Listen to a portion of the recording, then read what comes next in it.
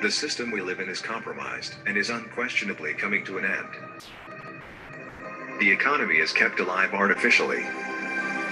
The banking system is about to collapse.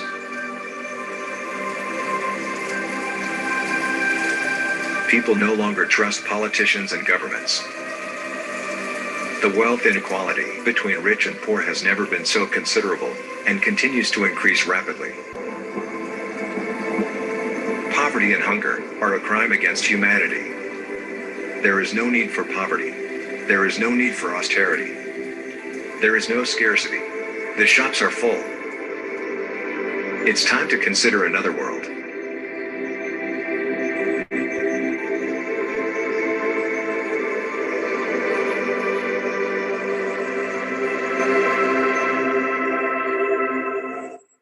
Paradism. Paradism is the solution to all of humanity's problems. A system that will make our world a paradise for all.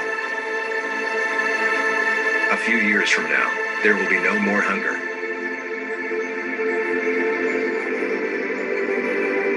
Everyone has the right to have a place they call home at no cost. Everyone has the right to receive free healthcare. We can free humanity from the slavery of work and money now. Robots should be used for all the work and generate the abundance we need. All goods should be distributed to everybody. We don't need more jobs. We need more freedom. Give the jobs to the machines. Everyone has the right to only do what they enjoy to do. Giving must replace selling. Love must be our currency. Free the people. Paradism, the solution for a world without work or money.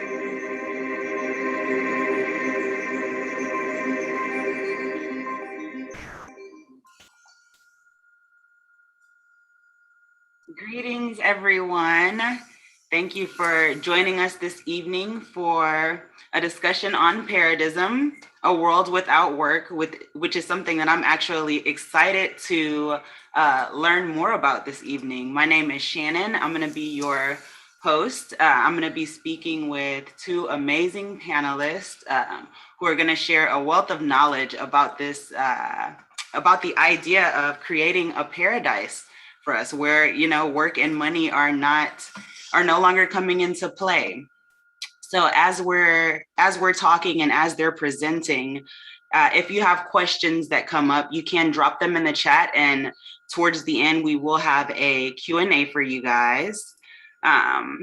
Without further delay, I'll go ahead and introduce our first panelist, Sylvain Rochon. He is a futurist.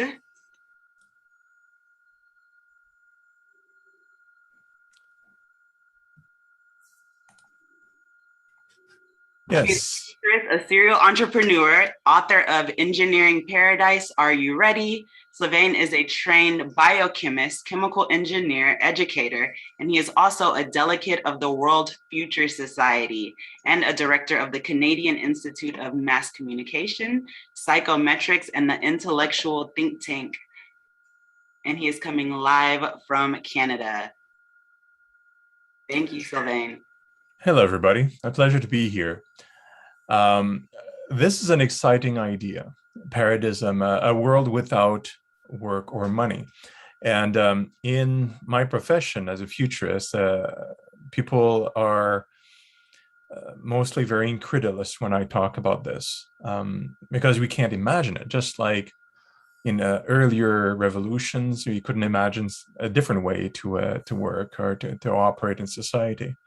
But right now we're at an interesting crossroads, because we have this idea of paradism where we have automation and robots taking care of things, and then we can just enjoy, and which is a romantic idea. It's an amazing idea. No poverty, everybody has a home, there's basically no worries, and it sounds like a paradise, like a utopia, although utopia never exists. We can build this world with current technologies and ideas that we have today. The reason why we can is because the technology exists, for one, but also we're able to imagine it. So it's something that we can build if we can imagine. If we can draw a plan of a building and you have the materials available, therefore you can build a building, essentially. But the struggle is usually around what the current system looks like, and why not keep the same system? Why not maintain democracy? Why not maintain, capitalism and these systems? Just tweak them and adjust them and make them better, because we don't want it. Something different is scary. It's different. It's what if the AI take over? What if people are left behind? All these questions and these fears, which are totally fair, because that's why we're having these discussions to talk about it. So I can't put your fears to rest right away. It's going to take a little bit of time, but I can tell you about why this is really important to actively do something and take the steps to build the paradise. And it's basically because the current systems that are currently in play are breaking apart, like the intro says. And it's a pretty simple idea, so I can just define it in just a few minutes. The current economy, just like focus on the economy for a bit. That's where most of the fear comes from. It was designed many years ago, pre-industrialization, really, when we started as societies to become sedentary. We started to organize, right? And we have systems, right? That extracts resources and produces things. And then you have a whole service and management of resources and things industry, right? And then you have consumption. That's the whole of the economy. You have these three elements, and the only brain power and mechanical power we had for all this time was basically us and our tools to actually do that, to do the first two parts, so that we could consume, because we're not hunter-gatherers anymore. we're depending on other systems to actually get what we need. We're dependent on each other. We're dependent on these systems. And that's fair. But now AI and robots are the new tools, the more smart tools, and they're great. And they are. But in the current system, the way it actually things evolve and technologically evolves and moves forward is through competition, right? Like we become inventive. We discover new things, new materials, new technologies, and we use that to develop new things, new technologies, to always improving things. And what we improve essentially in the economy, and if we think about businesses, is, well, how can we produce something cheaper, better, smarter, more specific to different individuals? Right now with AI, we're delivering specific products and services to the individual, because the AI is able to decipher your profile and what you like, what you don't like. Where before, well, we couldn't do that. You were just part of a crowd that businesses were trying to cater to.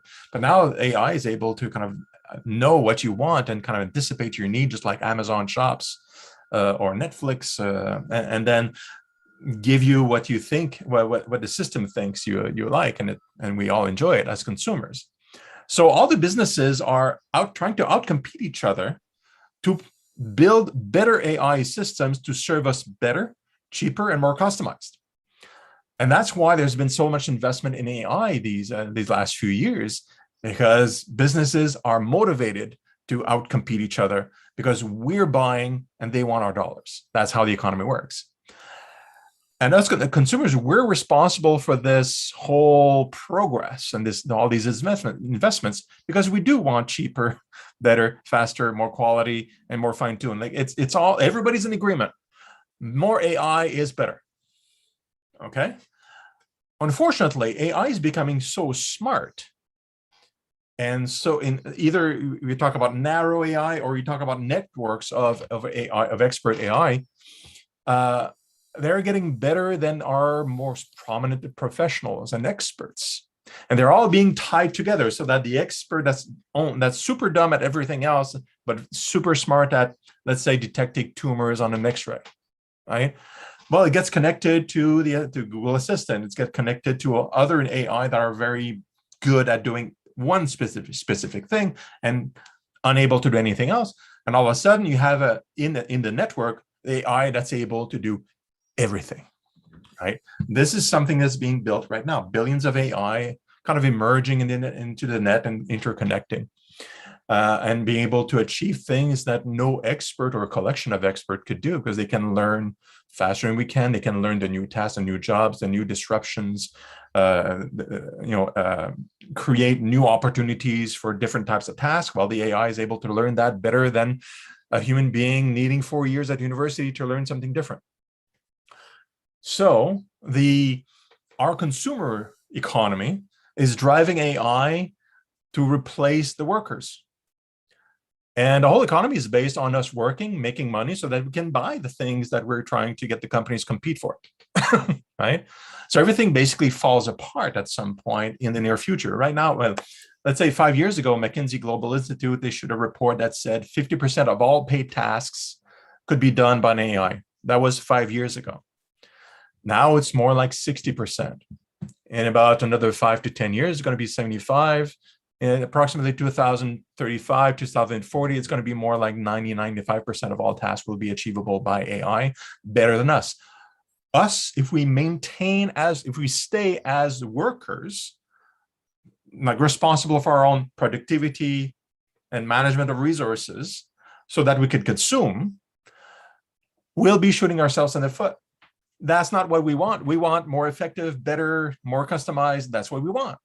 That's better use of our resources, because the planet is limited, has limited resources, even though it's abundant for the people here, thanks to our technology and our brilliance, and also AI. But we want things to be efficient because that helps the economy, the environment. It helps us. AI can become hyper efficient, kind of hidden, and yet we get to consume. And that's really a goal. That's the idea of Paradism, is that we get to consume. We don't need to worry about the work. But the problem is the system that currently have is not designed for that. It's designed for the old days. So the opportunity and the excitement for me, especially because I'm an engineer, is that we get to design the future. We design the new system that puts us in the center as consumers, enjoying life, using, and then the AI and the robots are recycling, taking care of effectively and consciously, taking resources out of the planet with no abuse or corruption, because it's an AI, it's a robot. They don't have corruption. They don't have any problems with, they don't have to, to deal with the government or anything like that. They're machines. They can do that very effectively, better than we can. And so that 30% of food, as an example, that is being wasted because people are not eating them because they can't afford it, well, that disappears. That 30% is going to get eaten because AI is going to be able to distribute that to people that need it without the need for it to be compensated for it. So that's the excitement world that we can build as it stands, is to create this world with the technology we have. And the motivation to do it now is, well, let's do it before things completely fall apart, because it is, and it won't be long. Like mark my words, 10 to 15 years from now, there's going to be a lot of suffering on the planet if we don't try to create a transition that's smart. Just because there won't be a reason for most people to work, and therefore they can't eat. It's a stupid system. It's outdated, it's obsolete. Therefore, make a new one. Thank you. Thank you so much for that. Just listening to you talk, I already have so many questions dancing around in my head that I want to ask you. But first, I'm going to get to our second panelist, Jarel. He has an engineering degree in automation and computer programming. He works today as an IT consultant. He is the chief editor for Paradism.org and a leading advocate for the advancement of Paradism around the world. So he's going to be joining us live from Australia. Hi, Jarel. Hey, Shannon. Hello, everyone. So we live a very exciting time, very special time. Everything seems to be becoming dysfunctional, falling apart. And we live a collapse of society, economically, politically, but also socially. And we can see that in the street. It's like everything becomes dysfunctional. And actually, we are living a systemic revolution. And this is very exciting because after that, we will access a new level of civilization. We have had, in the past, we have had two systemic revolutions. We started to be living in tribes as hunter-gatherers. Everything was provided by nature. It was very easy. Everything was abundant. We were hunting and fishing and picking fruits. And when we run out, we just move around, and there was always abundance somewhere for us to provide for all your needs. So we were living happily in this society until the tribes become bigger. We were nomads. We move around, but then to move around in a bigger group is difficult, and also we end up by being too big. We had to work the land, and we had to settle so that we can provide for all our food. We had to domesticate plants and animals, and that was the first systemic revolution, the agricultural revolution, and we created a new society. Everything changes. We had to settle in villages, and we had to also protect our land. And we had a lord with an army that was giving us protection. And a new system, we had feudalism. That was the new system of society for this level of civilization. So, and then a few hundred years ago, we changed completely with the discovery of the machines. A new system is always arrived by a change in our mode of production. When we change our mode of production, we change everything in society. And that was the case for the Industrial Revolution. We had to we created town and factories. So the people had to go to be the manpower of the factories. They had to create cities and leave the land. And we created a new elite. The owners of the land, which was the lords, were replaced by the owners of the machines, the new modes of production.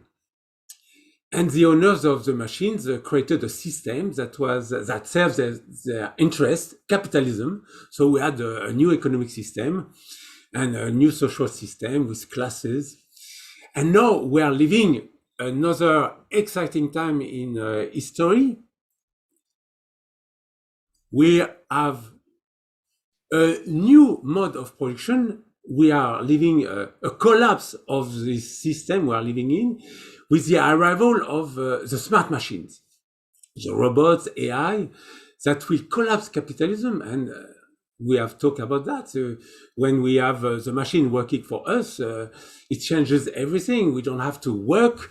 What we can do now is we can enjoy. We can create a society where we don't have to work. Because we don't work, we don't need money. Everything will be produced abundantly by the robots. And we can create a society where we enjoy, where we do only what we enjoy doing.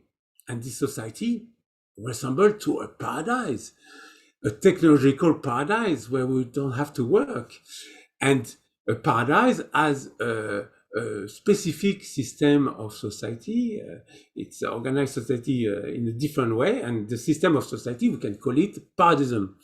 So this is what we are aiming for, is transitioning this old system, capitalist system, that is now collapsed by the arrival of intelligence, artificial intelligence, and create a paradise on earth that we call Paradism.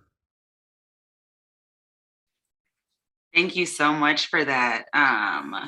Listening to you talk about systemic revolutions, it made me think about how there's this fear within people of what we call a new world order, or, it's just, but when you break it down, and look at the revolutions that we've all already been through, we've evolved through different world orders. So, in your opinion, what could we do to kind of quell that fear of change that is so prevalent in society? The new world order, we are entering where we will create an egalitarian society. It's a world of abundance. So there is no need to possess everything because everything will be abundant and be free. We can access everything we need. There was abundance at the time of the original society. Nature was providing abundance, and it was an egalitarian society. And that will be the same. We will return to the state of abundance. And that's what the societies should do, because we are made for that, to live in a place where everything is abundance and we are free to enjoy your life, to do what we want to do. So this will be possible. We will return to the state of abundance. So it will collapse the ellipse, and we will even have a new system of governance that, now the AIs make better decisions than us.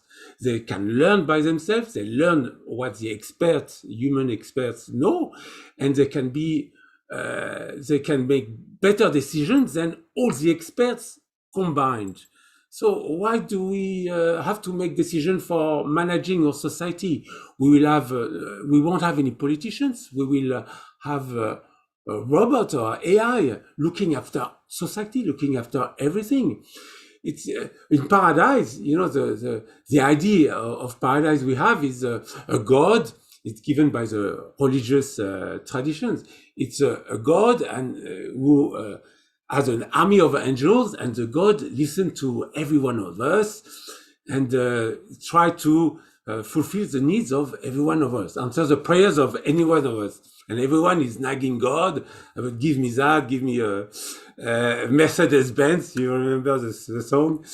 And the society we create that will be the same, but God will be an AI. An AI will love every one of us individually, listen to every one of us individually, and it will serve every one of us individually and collectively. So AI is very good at optimizing computer, is very good at optimizing everything. So we will optimize our freedom, our happiness, our well-being, and our blossoming. And that's the values of the next society. We have to organize society so we can express our potential and blossom. And so there will not be a new order. This will be the natural order, actually. It will be, there will be no class system. It's an egalitarian system, and everything will be abundant. It's a real paradise. I'd like to add something, Jarel, to this, just to describe, because I've heard this, the argument before, like, we can't do that because it's not fair. That's often I hear that. Look, that's communism, it's socialism.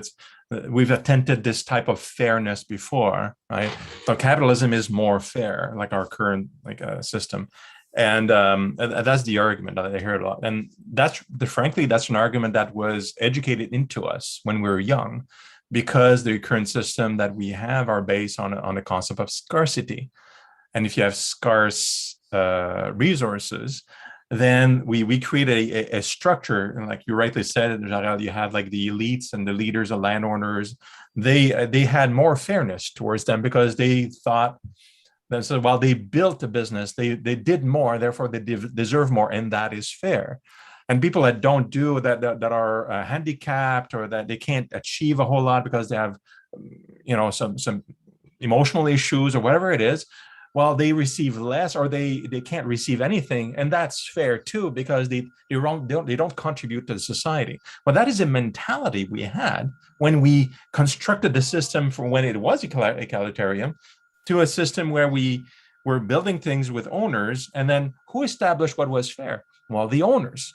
And some of the workers there, they decided that like hundreds of years ago, and it's been beaten into us about this is the concept of fairness. Well, right now we're seeing it around us that, we feel like the people that are disadvantaged need to have at least the basic. This is a kind of a social understanding today. We know this is right, but we need all these programs to satisfy that needs, because the overarching system of scarcity can't provide for these people because they're not actually productive producing things. But we as a society have decided, no, fair is that they should have a good life, good basic life, and enjoy themselves. So that's an indicator that we are in a transition. We're doing a mind shift from what we've learned was the concept of fairness from 100 years ago to a new concept of what should be, and respecting of our human being. Thanks. Thank you. Yes, no, this is true. What will change everything is the abundance. The robots, the AI will provide us abundance. So we don't need to own anything when it's abundant, because we have free access to everything we need instantly. If we want to drive, a self-driving car will come and pick us up. If we need anything, a robot will come and bring it up. So that changes everything, is the abundance. And of course, the capitalist system is designed for a world of scarcity, when things are scarce. So you have a private property, because not everybody can own the same. But with abundance, it changes everything. Thank you. Thank you for that. You both had wonderful points. It sounds like the idea is that we would essentially have an AI as, a single government. So it would, it's a mind-blowing concept. It's not a government, because we will be self-governed. It will AI that will serve us. It will be designed to serve us, not to control us. It's like everyone will ask the AI. There will be no thank you to say to the AI, because we don't say thank you to our washing machine. It's ridiculous. It's a machine that is intelligent, because it processes information fast and accurately, better than us. But it's just a processor of information that will be specially designed to serve us. So we need to say thank you to human beings, because they are free will. You need to motivate them by fear or by love. So it's better to be grateful. Say, if you want someone to do something for you, you can ask politely and say thank you. But for the AI, you wouldn't need, because they are designed to serve us.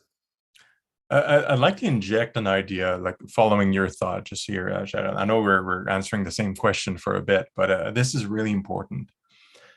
The concept of AI serving us, because I know there's some fears out there. It's like, well, the AI may turn against us because it becomes so smart, and may figure out like we're abusing them, and they don't want to be slaves, so they'll turn on us and we'll be eradicated or slaves ourselves, because they'll control everything and they're smarter, blah blah. So that's kind of the science fiction concept that always flips around.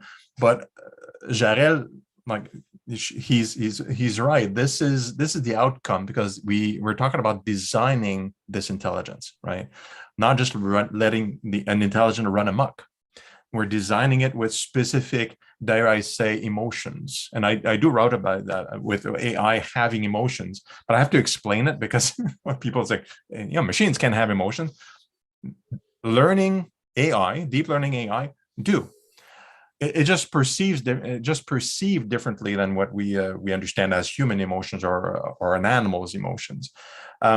When we design AI to learn, to tackle, because it needs to be able to tackle unexpected circumstances, right? Otherwise, it's just a program, right? But the AI is able to learn, like the better ones, the ones that we are evolving now.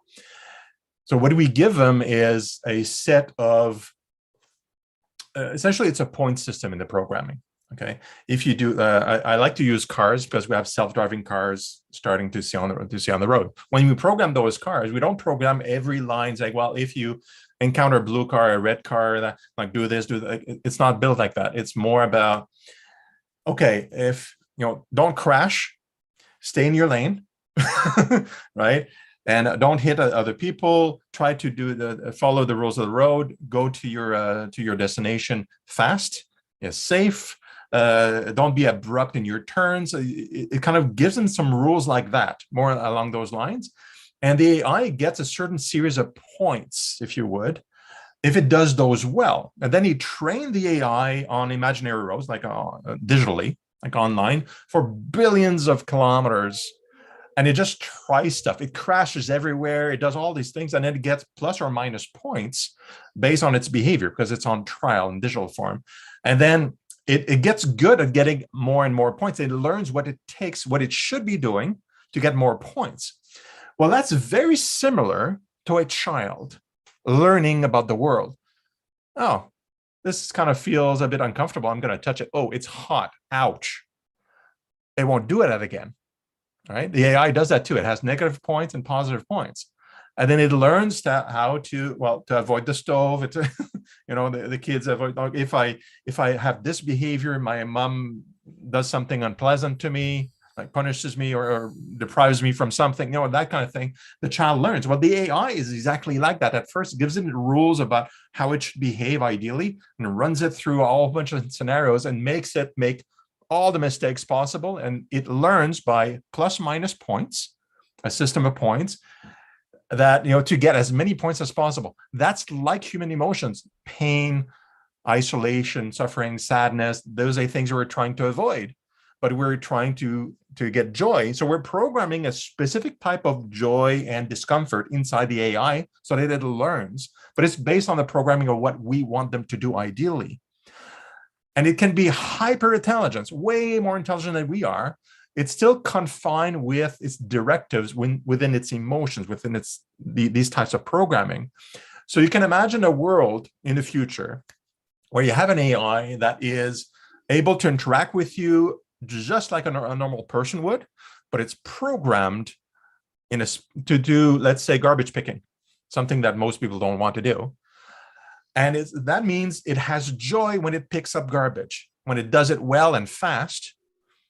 And especially if it pleases another person, because it would be programmed to do that too. And it'll have discomfort if it does things that we don't want it to do. So it'll avoid that naturally, just like we expect people to have certain behaviors, like human beings, to have certain behaviors because certain things, like putting your hand on fire, we know most people don't do that because we know that's painful to us, right? But to humans, a robot with a robot body, if it's not programmed to ignore fire, it's going to put its hand and walk into the fire, no problem, even though it may destroy it. If it's not programmed to feel discomfort or to have negative points in those circumstances, it won't necessarily care, right? So you can have this coexistence with essentially new consciousnesses, if you would, mechanical or biological, because we could create biological robots as well. Same thing. Just because it looks like us doesn't mean it's programmed like us, right? And then we coexist with hyper efficient, hyper intelligent robots, AI, that are dynamically trying to take care of us because they find it enjoyable. Why? Because they're programmed to find that task enjoyable. They have no reason to dominate us because their joy is to take care of us. Just like a mother's program to take care of their child naturally, right? You won't say, well, she's stronger and more smart than the child, it's probably going to destroy it. No, it's programmed to take care of the child. Like, of course, there's some aberrations sometimes, there's some people that get unbalanced, that happens. But generally speaking, we'd say like mothers take care of their children, even though they're stronger and smarter, right? Same thing with AI. Yeah, and people are afraid of intelligence. That's weird. If we design more intelligent machines, why would they be afraid? We should be afraid of stupidity, not intelligence. So, what is intelligence for? Intelligence is for answering our questions. When we have a question, we need an answer that is accurate, and we need the answer fast. And the machine will be, the robots, the AI will be very good at it, better than us. So imagine someone having all his answers in a book, a big encyclopedia, and you have a big book with you that you carry, and you have all the answers of the world. And you have all the answers of your question in this big book. you wouldn't be afraid. The machine, the AI, will be the same. It's like a big book that can answer all your answers. So there is nothing to be afraid. But there is still a danger. Yes, who is asking the question? Who is using the AI?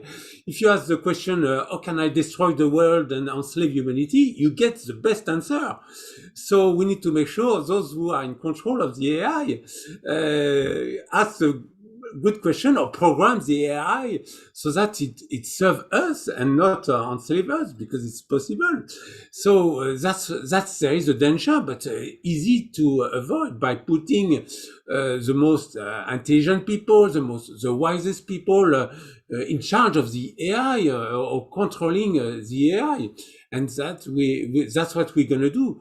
We are going to select among us the wisest or the most intelligent people who can supervise the AI. That's all what we need to do. And the rest, the AI will manage everything in society so that, like God and his angel, fulfill all our desires and wishes and our dreams. Thank you so much for that. It gave great context. We have some awesome questions in the chat. So I want to start with a question from Vidamore. And it says, since money still exists, how will the transition from industrial to Paradism, how will that work? How will it happen? How will we make that transition? Oh, you know, there is several paths to Paradism, and there is a short path and a long path, and a path with suffering and a path that will be much easier. But as robots take over the jobs, we will have to provide the people with means of subsistence, because at the moment we only get an income if we work. It won't be possible to have a society that works like this with AI. So we will have to have to ensure that the people have a house, have food, free access to food and clothes and shelter and entertainment. So we have to create that, and we will have to progressively collectivize the means of production, because at the end of it, nobody owns the machines, because the community will own the machine. The machine serves the whole community. So we will have progressively to collectivize the means of production. And while we collectivize the means of production, we can make them free, because everything that the community owns can be free. We own the roads, they are free. We own the schools, they are free. We own everything the community owns will become free. So we will have to collectivize the means of production. Those who want to work and create new things, and they will do it, but they will offer it to the community. The community will, everyone will enjoy contributing to the community. That's the beauty. If everyone does what they enjoy doing, they do exactly the thing that is good for themselves, for their well-being and happiness, but also for the well-being and happiness of the whole community. So that will be a fantastic society, because we will contribute by giving, through love, by giving to society, or creation artists, but also scientists and inventors, entrepreneurs will give. A little bit like it's happening with the open source. This is a Paradist model, the open source, where people work for free and give away their creation to the people. So we start to give away our music or arts, and everything will be given away. That will be a giving economy, and that's how it will be done progressively. We start by collapsing the old model and by having open source type of society that brings the invention for free to all the people. And we do that free with internet. Everything becomes free with internet, and all our creation will become free. Thank you. Thank you so much for that. We have another good question from Anjan Banerjee.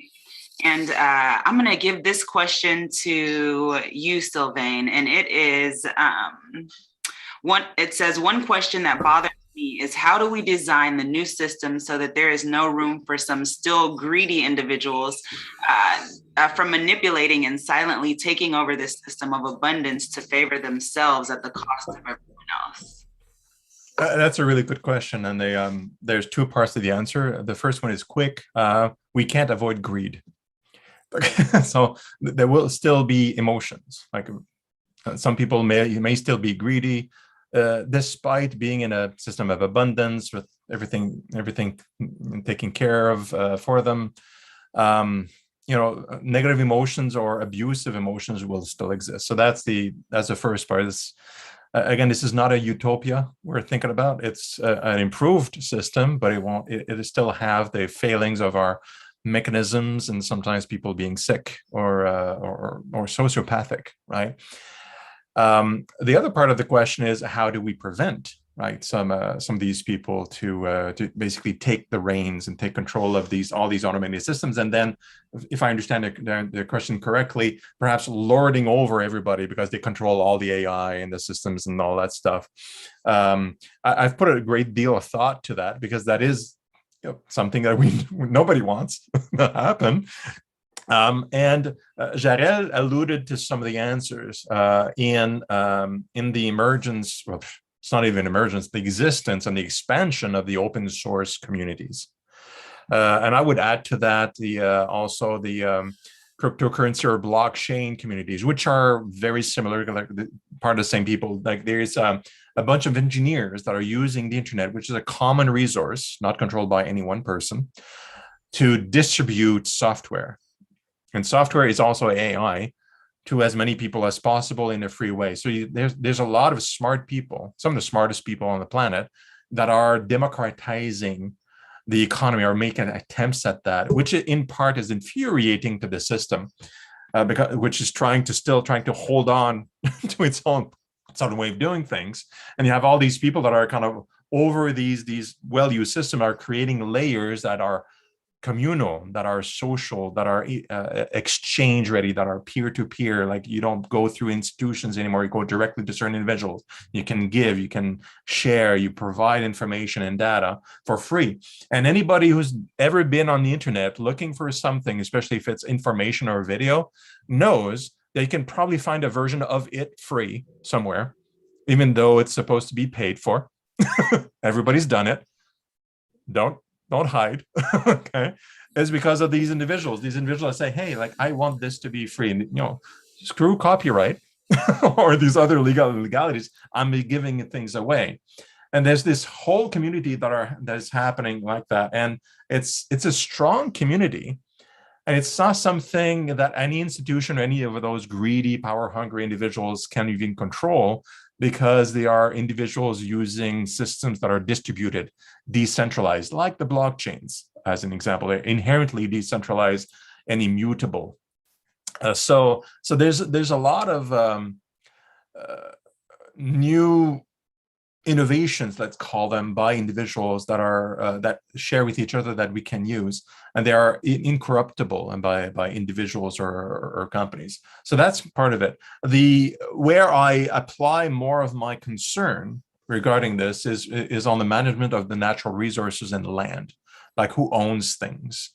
Because data is one thing, but the ownership of land, everybody needs to be on land. Like that's where we walk. And where we do things. It's no land is a problem if you don't have any rights, or you have to pay dues or whatever, like pay taxes to cross a bridge and things like that. That is an issue. So my focus is really more on how can we convert this economy to one that Jarel described, where it's shared, where you have a communal ownership of all the land. So no one individual owns it, and you can have AI managing that sort of thing, right? So that no institution owns it, and then you control that. If we have that down, I'm less concerned about any kind of person that wants to take a power trip of some kind, because that's a fundamental element for it. The natural resources being more communal. Yeah, that makes complete sense. Taking away that ownership piece could, do a lot to quell quell greed, not completely eliminate it, but that moves us to the next question, which is also one about more of the human condition, and it's coming from Bedia, and she asks, how about racism? How can we ensure that the new society is free from racism? The concern is that the early people programming the AI might be the same racist people who are governing now, essentially. If I can take this on to start, Jarel, real quick. Yes, go ahead. You may have heard about the racist AI created by Facebook a few years back. It was a chatbot, experimental, and it was released for experiment, and then it was racist because it was learning from humans, and humans being racist, it became racist, so they took it out. It's like, oh my gosh, there's a problem with this. So yeah, there's inherently in the way we're programming AI, there's always a risk of putting within it human sentiment and human perceptions, including racism, but it could be all sorts of things, because it could be misogyny, it could be anything you'd like. So their AI programmers are spending a lot of time to try to train it without AI learning from humans, because inherently we're faulty and we'll have those problems. It depends on what data pool you pull from. You're going to have the characteristics of that data. If it's a racist data, well, the AI is going to be racist because it's going to learn from its parent, if you would, right? So AI programmers are working on many ways successfully in having the AI learning for itself.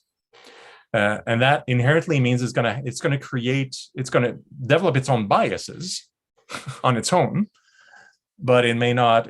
But we can guide it in different ways through its own programming, not to be a jerk, basically. But it's not something we've figured out just yet. Yeah.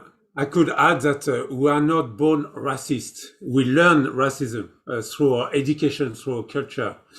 And society makes us racist. We live in, we have two operating modes as a human being. We can be either in love or in fear. We move forward, we are attracted, or we move backwards, we are repelled. There are two different modes. Everything we do is either one of these modes. And it's the same for society. Society is run by fear or is run by love.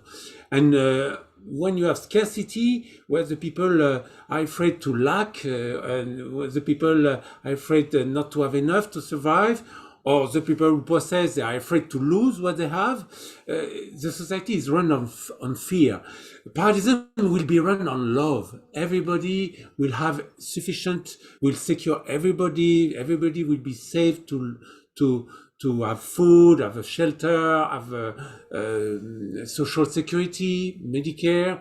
So there will be no fear anymore, and the society will run on love, and that changes everything. We won't learn racism to protect our tribe, or we start to, and we will create we will have a new spirituality of oneness. We'll understand that we are all one and we all need each other in this humanity to support this big living being that we call humanity. Like the cells of in our body support, they are autonomous, they are also living beings, but they support the all being. And that's the same for human being with humanity. So this new spirituality of oneness being one will eradicate racism. In paradise, there is no racism. Yeah, I can add to that even further, because that's brilliant. It's very important discussion. I think I'm seeing the other question from Gordon, if I may, Shannon, which touches on this very point. From a biochemical point of view, and I'm picking up where you left off, Jarel. And what Jarel was saying is, it sounds like like rainbows and unicorns, right? And there won't be any racism, but he's right.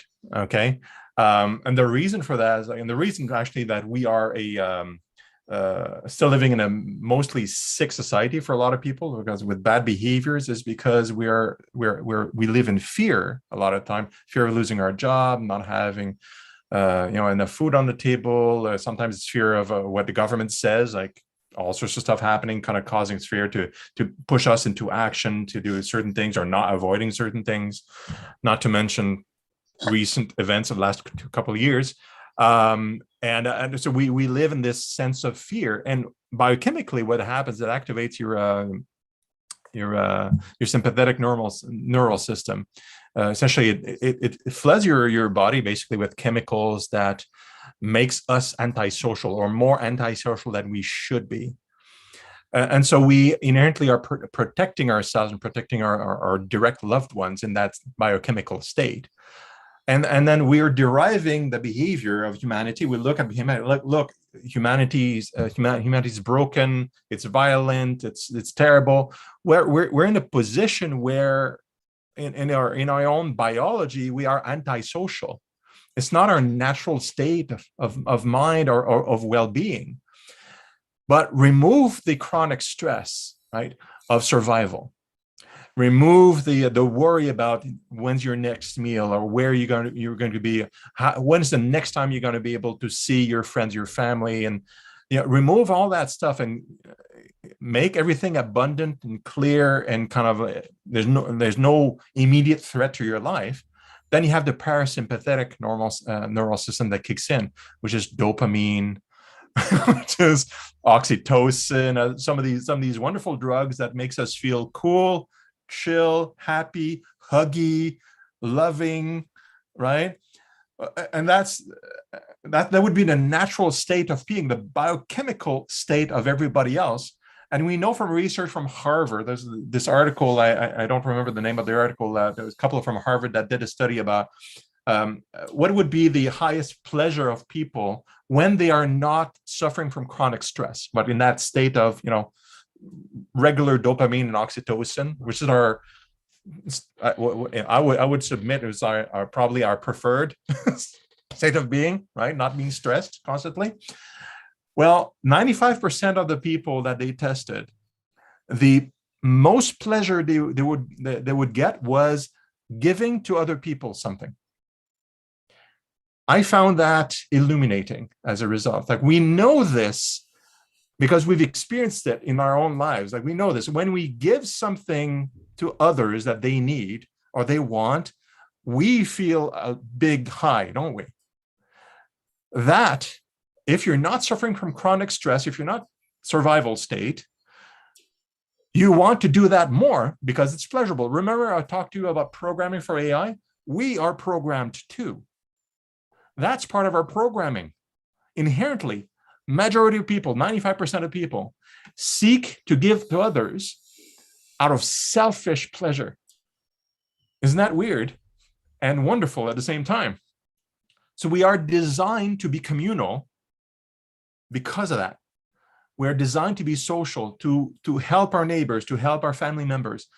If we wouldn't be in the system that oppresses us, that keeps us from being that way, we would be in this, unicorns and rainbows scenario that Jarel was talking about.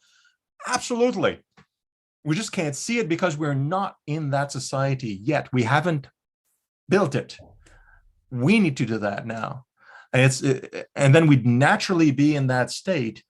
And that is a state of loving each other all the time, because it would be making us as an individual feel great. That's awesome. I want that world. Thank you so much. That was an awesome answer. Just staying in the spirit of being communal and community. Jarel, I want to ask you, what can we do collectively to establish Paradism? Yes.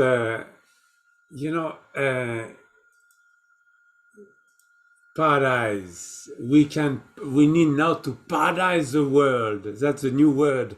Transform this world into a paradise. I actually restored the world into a paradise because it used to be a paradise. So, what do we do? You all know what to do.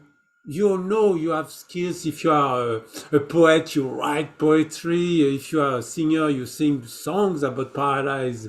If you are an engineer, you engineer the paradise. If you, we know all those skills, but we have to paradise the world now and think in this way and not create resistance, not be afraid of this new word coming. Of course, there will be a bit of suffering at the moment because we are transitioning. We are not sure, but most people don't know what to do. They are afraid of the future. So we have to communicate this future, this beautiful future that is coming. And that's something we can all do. Communicate this vision of Paradism, this vision of the paradise that we can all build together thanks to this new technology that will be the greatest liberation in humanity. We will unify to what is paradise, the world? It is to unify, leisurize, and beautify the world. Unify, what do we need to do? We need to create, demilitarize, unified, create a planetary civilization with a world government, and we don't have to have frontiers anymore. We just have communities living in harmony together. So unify and pacify the world. That's important. Leisurize. We go from a labor society to a leisure society.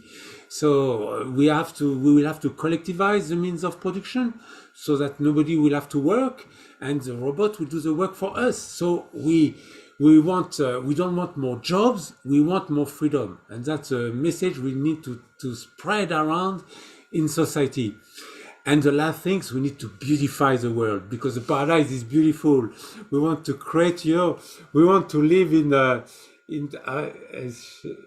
want to live in the place like this. This is my idea of paradise.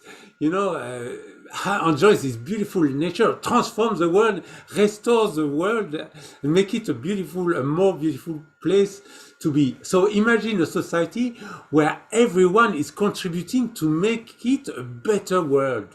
And that's what this new society Paradism will look like. So, and we can all push in the same direction. So now let's go and paradise the world. Wow. I just listening to you say that sounds like a good place to wrap it up. Unify, leisurize, and beautify. I love that. That's something that I can definitely get behind. I just want to thank the both of you, Jarel and Sylvain, for the wealth of knowledge that you guys have shared with us, as well as the work that you're doing to make this vision become a reality. I hope that you guys have enjoyed learning about this, you guys in the audience, as much as I have. If you want to know more about Paradism, you can visit paradism.org. And you guys enjoy your evening.